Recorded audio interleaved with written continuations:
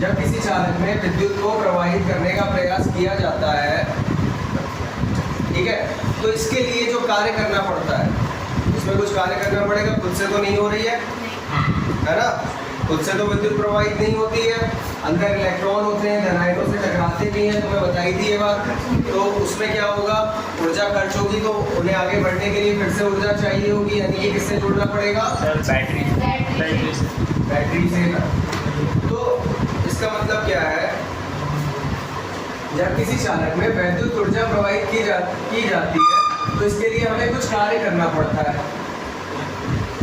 क्या करना पड़ेगा, किसी चालक में विद्युत प्रवाहित करनी है अगर, तो कुछ कार्य करना पड़ेगा। कुछ कार्य करना पड़ेगा मतलब ये इलेक्ट्रॉन धनायनों से टकराएंगे और धीमे हो जाएंगे, अपनी ऊर्जा खो देंगे, फिर से ऊर्जा चाहिए, फिर से ऊर्जा चाहिए, तो कौन देगा, ये बैटरी। तो कुछ कार्य हमें करना पड़ रहा है ना इन्हें आगे बढ़ाने के लिए। यही कार्य चालक में वैद्युत स्थितिज ऊर्जा के रूप में संचित हो जाता है, या वैद्युत ऊर्जा के रूप में संचित हो जाता है। ठीक है, क्या किसी चालक में आवेश को प्रवाहित करने के लिए, आवेश प्रवाहित ही होता है ना, मतलब वैद्युत बहने का, किसी चालक में वैद्युत को प्रवाहित करने के लिए हमें कुछ कार्य करना पड़ता है। वही कार्य चालक में किस रूप में संचित रहता है, वैद्युत ऊर्जा के रूप में संचित रहता है। चलो स्टार्ट कर दिया है।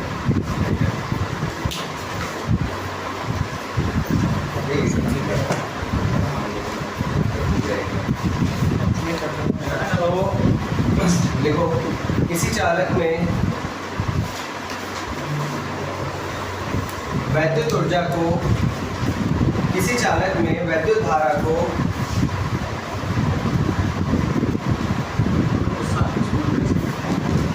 प्रवाहित करने के लिए, किसी चालक में वैद्युत धारा को प्रवाहित करने के लिए वैद्युत धारा को प्रवाहित करने के लिए कुछ कार्य किया जाता है, कुछ कार्य किया जाता है।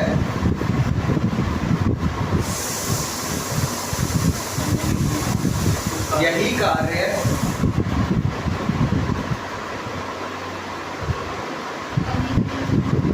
कुछ कार्य किया जाता है,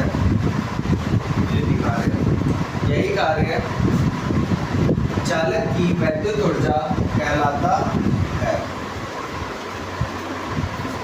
चालक की वैद्युत ऊर्जा कहलाता है। देखो, ये जैसे कोई चालक है,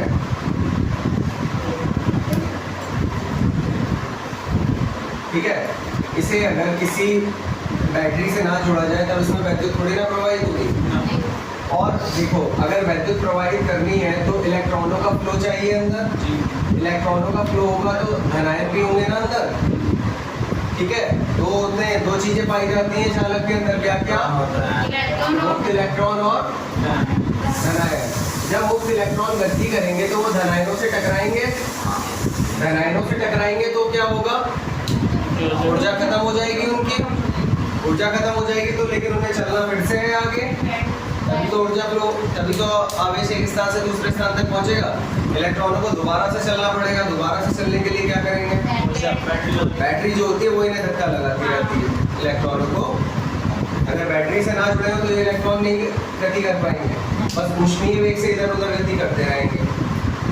ठीक है, तो बैटरी वो काम करती है क्या करने का, ऊर्जा देने का इसे। तो जो कार्य किया जाता है, मतलब कुछ कार्य बैटरी को करना पड़ रहा है इन्हें आगे बढ़ाने के लिए, बैटरी को कुछ कार्य करना पड़ रहा है ना इन्हें इलेक्ट्रॉनों को आगे बढ़ाने के लिए। वही कार्य इस रूप में संचित रहता है, वैद्युत ऊर्जा के रूप में संचित होता है। ठीक है, अब क्या, कैसे निकालेंगे इस वैद्युत ऊर्जा को,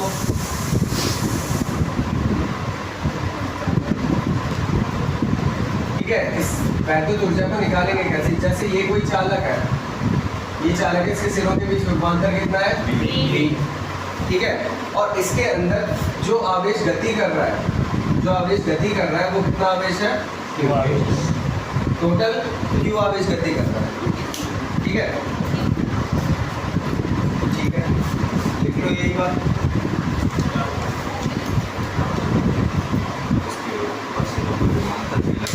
माना एक चालक माना एक चालक है जिसके सिरों के बीच विभवांतर V है, सिरों के बीच विभवांतर V है।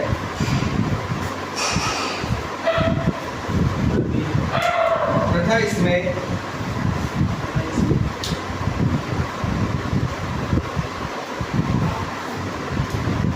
स्मॉल q आवेश गति करता है, तथा इसमें स्मॉल q आवेश गति करता है। कितना आवेश गति कर रहा है? Small q।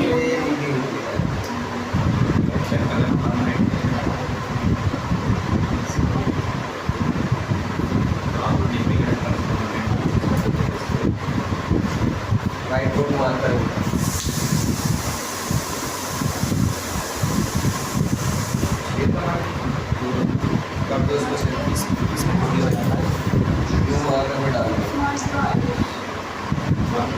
चलो फिलहाल पहले ये एनिमेशन समझ लो, फिर करते हैं।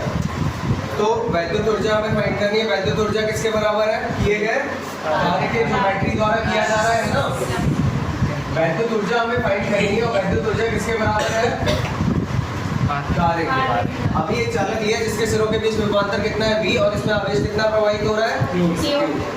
तो अगर कार्य मैं पूछूं तुमसे तो कोई बता सकता है? ठीक है, अगर मैं कार्य पूछूं तो कार्य कितना हुआ यहाँ निकाल सकता है कोई? नहीं, है ना। अगर विभवांतर का फॉर्मूला पूछूं तो कोई बता सकता है? W/Q। V बराबर क्या होता है? W/Q। तो यहाँ से W कार्य निकाल सकते हो? VQ। W बराबर क्या होगा? VQ। तब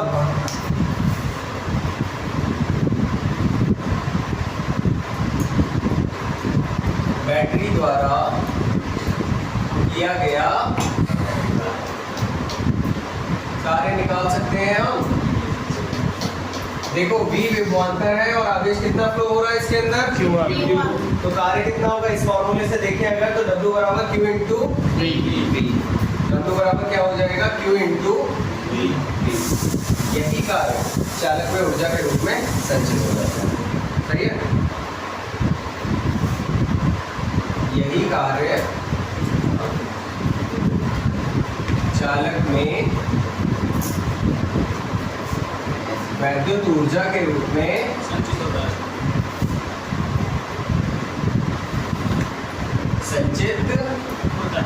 जाता है। तब वैद्युत ऊर्जा क्या हो जाएगी? U बराबर Q इंटू V।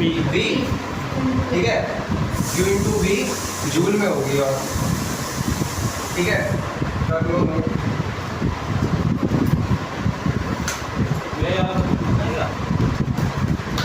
देखो वैसे तो ये फॉर्मूला हो गया तुम्हारा U equal to Q into V, इसमें जूल में।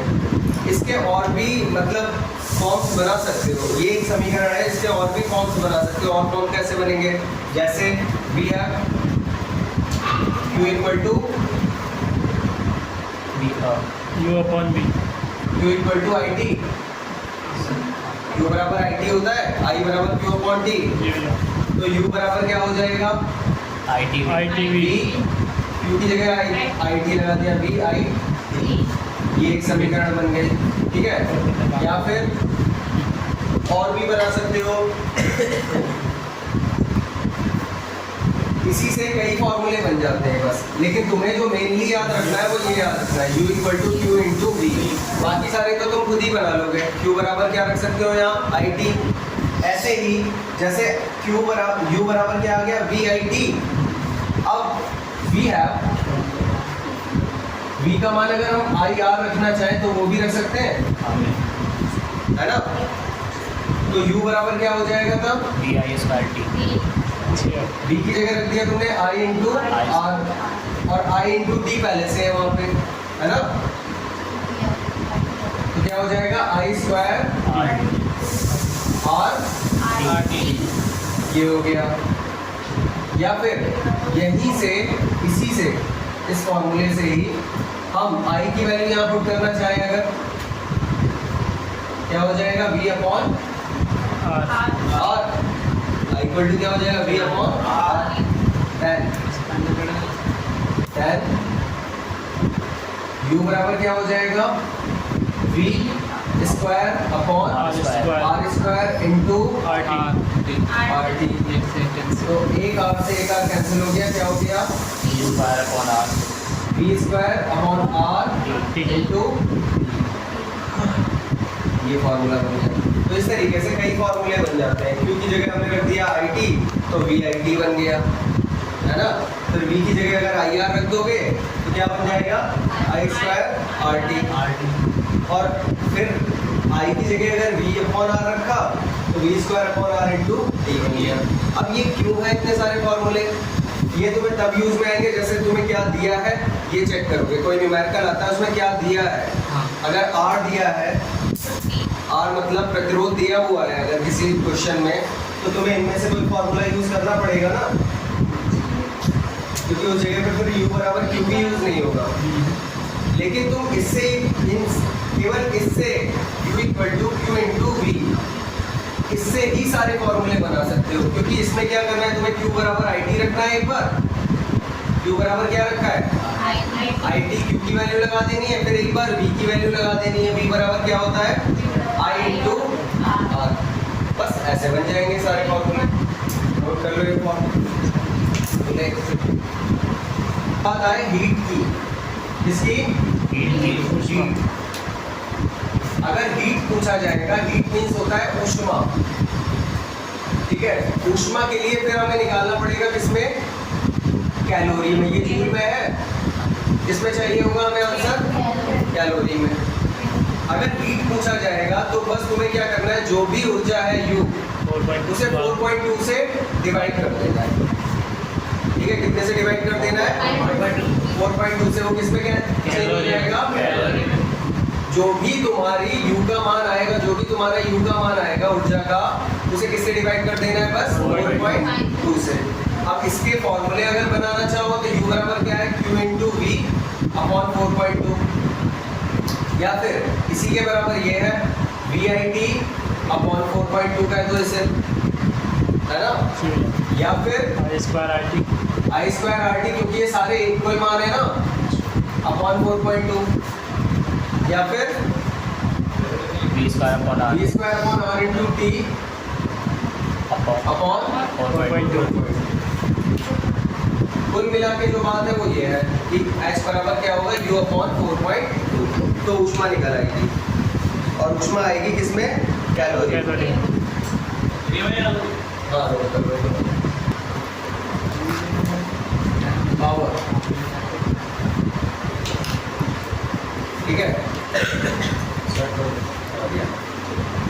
वैद्युत शक्ति क्या होती है, किसी भी चीज की वैद्युत ऊर्जा की क्षय करने की जो दर होती है, वैद्युत ऊर्जा के क्षय होने की जो दर होती है किसी भी परिपथ में या किसी भी चालक में, किसके क्षय होने की दर, दर का मतलब क्या होता है, समय से भाग।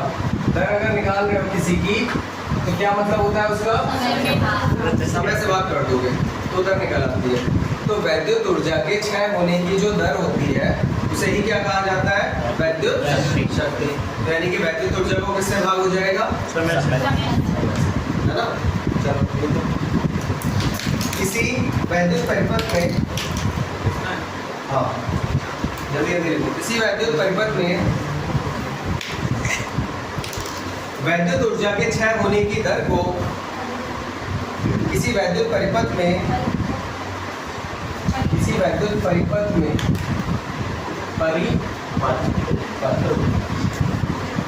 किसी वैद्युत परिपथ में वैद्युत ऊर्जा के क्षय होने की दर को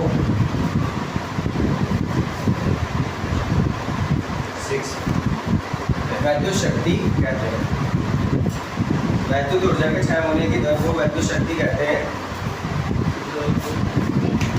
इसे कैपिटल P से प्रदर्शित करते हैं, ठीक है। होने की दर को क्षय नहीं, क्षय मीन्स होता है डिक्रीज, ठीक है। क्षय मीन्स कमी,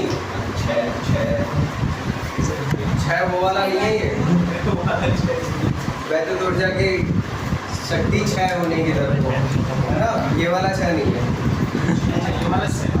वैद्युत ऊर्जा की शक्ति क्षय होने की दर, 6 लगा दिया। क्षय मीन्स कमी, वैद्युत ऊर्जा में कमी होने की जो दर है उसे क्या बोला जाएगा? वैद्युत शक्ति का मतलब क्या, अगर तुमसे डेफिनेशन पूछी जाए तो क्या है? वैद्युत ऊर्जा के क्षय होने की दर, ठीक है। तब अगर वैद्युत शक्ति पूछी जाए तुमसे B, वो किसके बराबर होगी? U हमने लिखाई थी, ऊर्जा, वैद्युत ऊर्जा के क्षय होने की दर मतलब ऊर्जा को समय से भाग हो जाएगा, दर मैंने बताया समय से भाग, है ना। तो P बराबर क्या होगा? U कितना है हमारा? क्या था बताओ? Q इंटू B था अपॉन T, है ना। चलो ठीक है, एक फॉर्मूला तो ये था हमारा है। P बराबर और भी फॉर्मूले थे, और Q की जगह पे हमने IT रखा था, VIT अपॉन T, है ना। तो T से T कैंसिल हो जाएगा, P बराबर क्या हो गया? VI, और जो फॉर्मूले थे, और I स्क्वायर RT था, उसमें से भी T कट जाएगा। देखो B की जगह IR रखोगे, I स्क्वायर R बनेगा, सही, सब जगह से T हट जाएगा, बस I स्क्वायर RT था, जब T से भाग कर रहे हैं हम, T कट जाएगा ना हर किसी में से, तो I स्क्वायर R भी होगा और V स्क्वायर अपॉन R भी होगा, लेकिन T नहीं होगा उसके साथ, क्यों? क्योंकि T यहाँ से कट चुका है। P बराबर क्या है? VI। अब V की जगह रखोगे IR, तो I स्क्वायर R बनेगा, फॉर्मूले सारे वही हैं, बस क्या हट गया है उसमें से? T हट गया, क्योंकि T कट गया, T से डिवाइड हो गया। कर लो,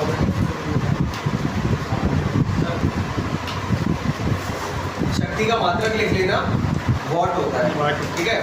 क्या होता है मात्रक? वॉट, यहाँ लिख दे रहे हैं वॉट, और वैसे होता है जूल पर सेकंड कह सकते हैं, क्योंकि ऊपर जूल रहता है ऊर्जा, ठीक है। वॉट, और इसी को बोल सकते हैं हम क्या? जूल पर सेकंड। जूल पर सेकंड को क्या बोला जाता है? वॉट। अब एक चीज, किलो वॉट घंटा, इसका नाम सुना होगा तुम लोगों ने, ठीक है। ये क्या है? ये बिजली को मापने के लिए एक मात्रक है, सही है, जिसे व्यापारिक कार्यों के लिए यूज किया जाता है। व्यापारिक मतलब जैसे मकानों में मीटर लगा रहता है, उसमें किसमें मापा जाएगा बिजली को? किलोवाट घंटा, ठीक है। किलोवाट घंटा में क्या, किलोवाट घंटा कब यूज किया जाता है बिजली को मापने के लिए? व्यापारिक कार्यों में, कहीं दे रखी है बिजली, जैसे फैक्ट्रीज वगैरह में बिजली दे रखी हो, या मकानों में जो बिजली आती है मीटर में लगता है, वो किलोवाट में, वो किलोवाट घंटा में आता है। जो तुम 1 यूनिट बोलते हो वो 1 किलोवाट घंटा होता है, सही है। कितना होता है? 1 किलोवाट घंटा।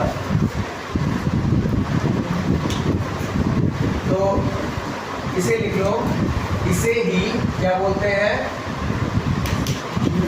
1 यूनिट कहते हैं। यह क्या है?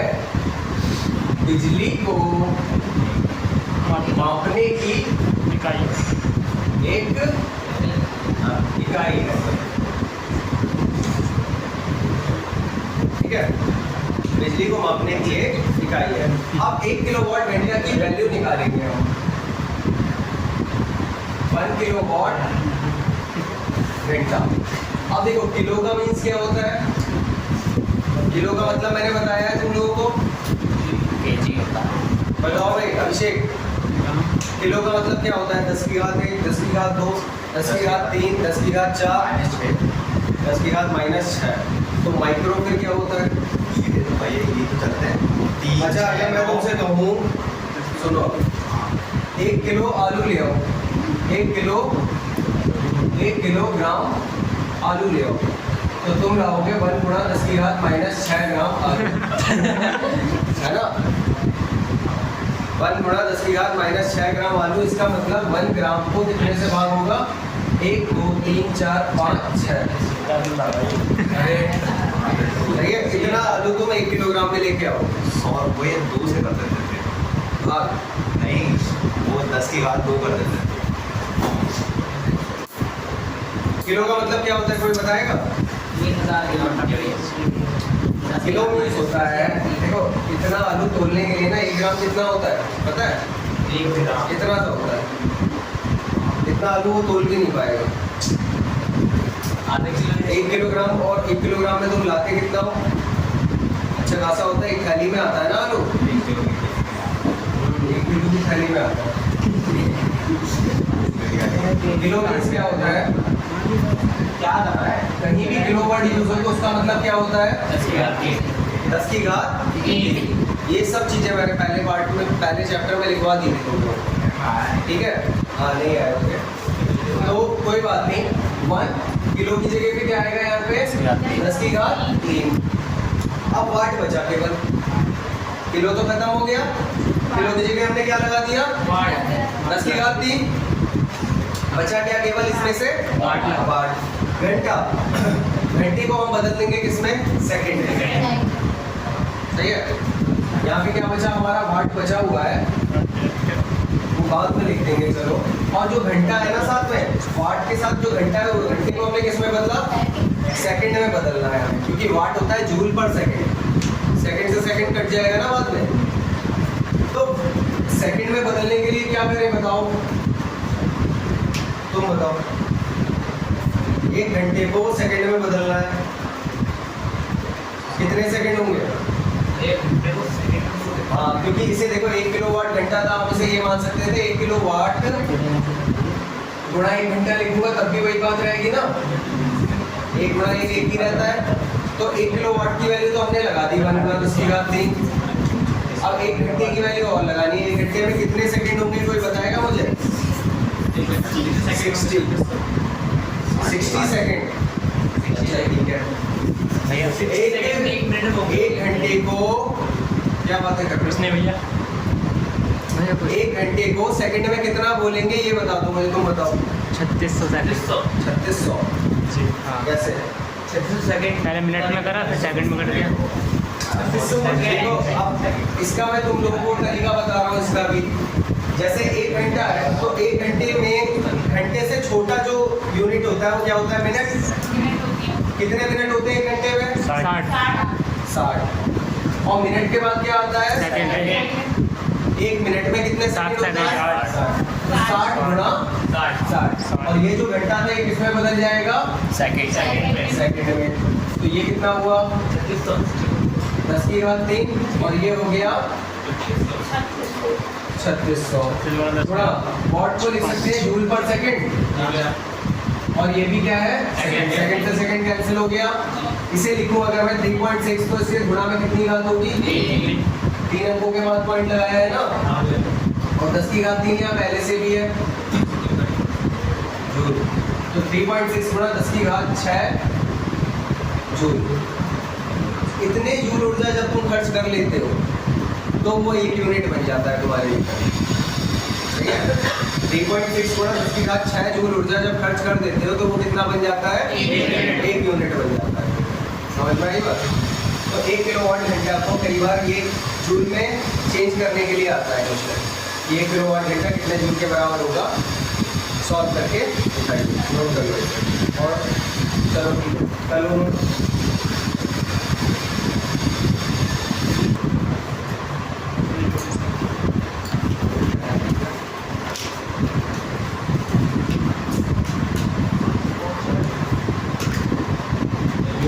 यूनिटों की संख्या जो होगी वो होगी तुम्हारी, देखो